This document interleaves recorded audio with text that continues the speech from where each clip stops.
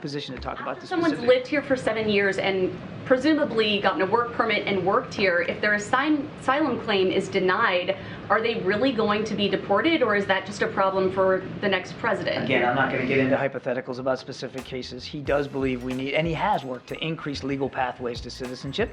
But obviously, illegal pathways, you need to be held accountable if you're trying to come into the country illegally. Is the president thinking this far down the line? I mean, people are being given court dates 7 years from now. So is he creating a big problem for another president to have to figure out? If these people are going to be deported after just working, living, maybe having families here for 7 years? Again, I'm not going to get into hypothetical cases here.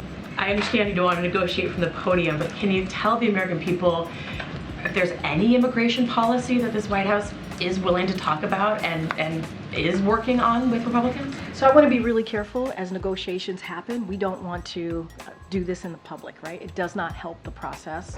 And so we want to make sure that those negotiations are happening. Obviously, we're part of those negotiations with the senators. We think it's going in the right direction. We want to make sure that we get to a bipartisan agreement. It's incredibly important. The president understands.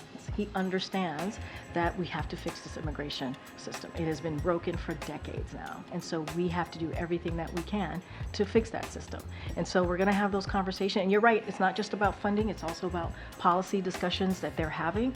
And so don't want to get ahead of it. And let's not forget, this is a president that has had these types of negotiation, or been part of these types of, his team certainly has been part of these types of negotiations for some, obviously in different subjects and legislation. So that has happened for the last two almost 3 years, and they've been successful. So we're going to continue to do that and stay steadfast on that. Just following up on that, is it fair then to say that the White House thinks there will likely need to be some change to the asylum system? I'm not going to get into specifics from here, but we understand that there needs to be a bipartisan agreement, right? And so when you have a bipartisan agreement, right, both sides have to decide what they are willing to move forward with.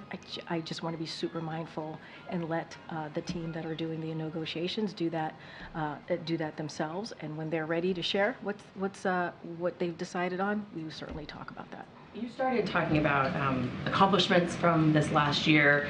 You talked about the economy.